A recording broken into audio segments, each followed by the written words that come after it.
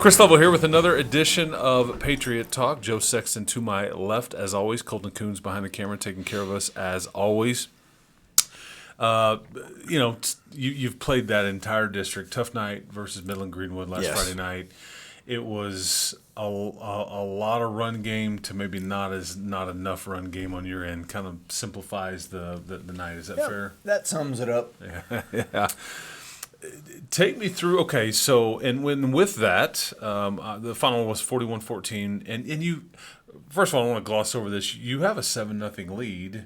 Talon Wilcox, what did he go for? 89, 90? Yeah, about 90.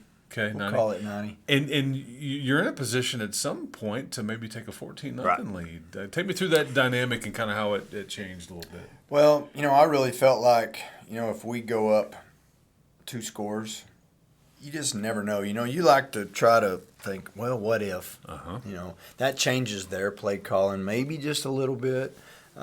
Maybe they take a chance on, throwing something and we get in the way of it and pick it off, and now we can go up 3 scores. But you just never know how things are going to turn out. I wish we would have been able to capitalize on that. Anytime you go up 2 scores, you can kind of take a breath a little bit. But with all the teams that we've played and how good they are and how explosive they are, 2 scores, 3 scores, you're never really comfortable until the horn goes off. Yeah, no doubt. And they didn't, on their side of it on offense going against your defense, there was nothing tricky there. They just kind of leaned on you. This is part of what you're dealing with right now, just not having as much depth and as much age and as much, lead in the britches, as they say. When teams just decide that we're just going to smash you. I mean, it's but you're learning from it and you're getting better from it and learning how to fit the run up and all those things. Well, if you go back and you look, even back to New Home and Idalou, all of those teams that we played have just been really good on the offensive line.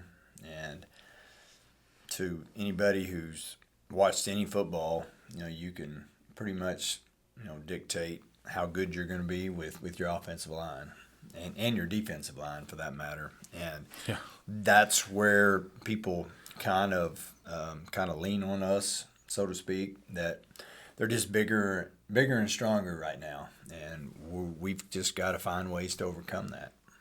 You scheduled up, I think, mostly on purpose. Part of it was you were trying to just find games, but the way it worked out, you're like, you could have played some, I don't want to say lesser or less established or teams that weren't expected to be as good, but you kind of went this route for a reason. It's been very difficult, but how much better are you from it? Are you about to find out? Right. Well, I think so. Okay. Starting district this week, that was the first thing that I told the kids this week is everything that's happened to us up to this point, we're done with. I hope we've learned from it. I really think going back and looking at games from the past, you can tell how much we've improved. Just some things that we were doing wrong early, we're improved in that area, and with just a little bit more time, I think we're going to keep getting better and better, and I really hope a lot of that's going to show up Friday night. Yeah, the process. Yeah, it's all about and it's painful sometimes. Yeah, no, it is. But and the easy thing to do is to say, "Oh, this isn't going very well. Scrap it." No, I mean that's what weak-minded folks do, and folks that don't really believe in what they were doing actually do. That's definitely not going to happen with us. Both our coordinators are, full steam ahead with we haven't added anything, on offense in a while, and defense we're going to keep playing. So, those folks that change a lot, you never really get good at anything, Jack of all trades, master of none. That's correct. Yeah, there you go. Do you have to really explain to these, because let's just call it what it is. There's not one of these players of yours that has ever gone through a district race at the varsity level before. Not one. Yeah. And it's also, I think, strange that, one, because you're in a smaller district, you're over halfway through your year, and yet the tournament really hasn't started yet. Right. That's kind of a weird mind game to play, in that really everything that we've just done through the first 6 weeks, it doesn't really matter. None of that can get us to where we ultimately want to go. It's about what we do now going forward. And there's only 4 of these district games, and they're all very, very meaningful. Very important, especially the ones you have at home. Yeah. You have to win your home games, and and if you can win a road game, that's great. But you really have to take care of your business at home, and I hope we can do that. Have you? I'm sure that you have. So I'm kind of stating a question that I already know the answer to, but I just get into that a little bit. How much have you followed what Levelland, what Estacado, what Borger, what Perryton have been doing every Friday? You're like going to see what because every morning. Okay, yeah, every Saturday morning. Actually, every Friday night. As soon as we get through, that's one of the first things I do. As soon as we get all the kids taken care of and get them out of the facility, I'm on my Dave Campbell's app, and I'm looking up scores and going, okay, all right, who did they play and what did they do, and just to get an idea about. Sure. So we've been keeping up with everybody. We have a cumulative chart, and so you can tell what everybody's record is, who they've played, and who those people have played, and I think some would argue that Perryton's one of them. They were like you guys. They scheduled pretty darn tough out of the non-district. Well, their week 1 win against Canyon, that was one of the things that Canyon is traditionally really, really good, and I saw that score and like, gosh, that was a barn burner. Yeah, it's like 1 point win. Yeah, it was like 49-48. Yeah. So district play begins Friday night, Patriot Stadium, 7:00 kick. It's very important because, like we were just talking about, there's just 4 of these games, and there's 5 teams in the district. Only 4 make it to the playoffs, and so you've got to win. You got to win some of them, right? And you only get so many opportunities. There's not a lot of margin for error there. But they've beaten Canyon and Pampa. Hammered Pampa, okay? But then the losses are to Dalhart, Randall, Hereford, and Bushland. You guys have scrimmage Bushland. They're a handful. Yes. That's a really good team. Hereford, I think, at one point they were undefeated. Right. Yeah. No, Hereford has a really good team. Yeah, so Randall is very good. Randall's good. And then that whole Dalhart Dumas thing up there is typically pretty good too. So there's just not a bad loss in there. It's like you guys. You haven't lost to, everybody that's doing pretty well that you've played and that has beaten you. So with that, let's look at, is this going to be similar to like I'm thinking like schematically, like if I didn't know anything and I just had watched some of your games, is this going to be an opponent that's similar to like an Idalou or a Fort Stockton, very quarterback oriented, that is just going to be pretty tough to deal with and just solid? Right. I would say that they're going to be pretty close to Fort Stockton. Okay. Again, everything runs through their quarterback. Yeah, with Cash Norman. Right. And he was just, it wasn't perfect. It wasn't pretty at times, but he just kept playing and grinding away and giving them a chance. And this guy at Friday night's going to be the same way. Yeah, Cooper Schilling, number 2 is his name, yeah. And he's just going to be very, very important that we know where he is all the time. Yeah, and folks, he's averaging about 75 yards on the ground, about 220 in the air. He's combined for 18 touchdowns, either throwing or passing, and he's just good. He's good. A lot of RPO stuff, or a lot of a little bit. He'll scramble around, and about the time you think he's about to take off, he'll pull up and throw it, and so it's hard to defend. Yeah, so we're just gonna have to make a concerted effort to just make sure that we don't let him beat us. Okay. And he's got a really good receiver named Gordo Estrada, wears number 3. He's about 120 yards a game, on average, pretty solid. Also, it's worth noting Perryton's where this guy's from. So he's looking at that's right. He's looking to take down the old home team. But 7 o'clock kick, Patriot Stadium. We will have full coverage on the LCISD YouTube channel. Make sure that you, if you can get to your phone or tablet or computer, or whatever, or your smart TV, that you've got coverage on TV. And then it'll also be on 93.1 Yes FM. There's an app for that. If you're driving around and you're out of the range, you can listen to that on your phone and all that stuff. I will be part of that team calling that game, so looking forward to that. And we got a busy Friday night coming up. The old district is stretched pretty thin. Yeah, this is a first. We've got, right now on the same road there, you got 2 home games going. Right. One at... you just don't accidentally put on a home football game. There's a lot of things that go into it. A lot of people, a lot of staff. Yeah, there's just a lot there. But we will get through it, and we'll be better for it. And we'll worry about the old Patriots result, and hopefully the Pirates come through down the road as well. Okay, 3 things. My favorite part of the program. I know Joe's as well. I think you're pretty hip. You're hip to kind of the latest and greatest at times, and what I mean by that is I want you to tell me, from just being around your players, can even be coaches, name me 3 words that are used with your players and coaches that really didn't even exist with coming up, and like something that's fairly new that you're like, and I'm not even sure what it means. Yeah, well, the first time I heard the word drip. This is what I'm talking about right here. Yeah.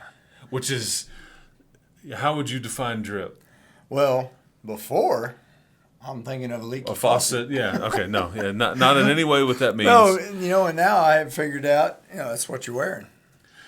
Like right? Yeah, and it's like, typically it can be a little flashy. Yeah. Maybe chrome this, shiny that, different color that, new this. Yeah, like the drip. Let's see, what was the other one I heard this morning? Yeah, please. I just happened to be walking through the locker room, and I just heard somebody saying something about that's turnt. Oh yeah. Turnt. With a turnt. T on the end. Yeah. Not turned, but turnt. Yes. Are you familiar with the term Riz? Yes, I have heard the word Riz. Going back to our golf season last year, I think Mr. Blacklock maybe had some Riz. Okay, which is short for charisma. Yeah. Yeah, if you don't know. Yeah. That was a good one. That's Had to ask about that. Ever heard the term bussin'? No, I haven't heard this one yet. I'm not really even sure. What it means. It's like, oh, that's bussin'. I guess it means like. Good and the thumbs up. I guess another one of my favorites, I know this is more than 3, but I hear this a lot. That's low key. Yeah, high key, low key. Yeah, I low key like this. So you mean you like it? You like it a little bit? I know. Yeah. Well, see, I knew you could bring something to the table here. You are hip to the game. You're choking me up. You just hear stuff, and then you have to go. What did you just say? I need to know what you're talking about. Yeah, give me more context, please. That's good stuff. Okay, now here's a fun one. Okay, and everybody's answer on this one will be slightly different, which makes it a great question. Dinner for 4. You are sitting at a table, and you've got 3 spots. You must invite a sports figure, an actor/actress, and then a musician. Let's stay with all living folks for now, but who would participate in said meal with you? Let's see. I would probably go the sports figure. I'm probably going to go Jack Nicklaus. The Golden Bear, solid choice. I mean, just as Does this trigger you if I say he's maybe the greatest golfer that ever lived? No, it doesn't. Okay, because it's a generational thing. It's like Tyson Ali. It's like Jordan, LeBron, Jack and Tiger. I mean, Jack does have more majors. He does, if you just look at the type of technology that Jack Nicklaus played with. I know, it's a different deal. It's a whole different ball game. Touche, yes. So I'm going to say Jack Nicklaus. What was the other one? Actor and actress. Actor. Yeah, so that's your sports figure. Okay. Actor or actress? I think some Hollywood. Yeah, I'm gonna say maybe Stallone. Sly. Yeah. Wow. Hey, Rocco. Yeah, okay. I Very good. always liked all his movies. Okay. Pretty good. Okay. And then Musician. Musician. Gosh, I know, not alive anymore, but Stevie Ray Vaughan. Okay.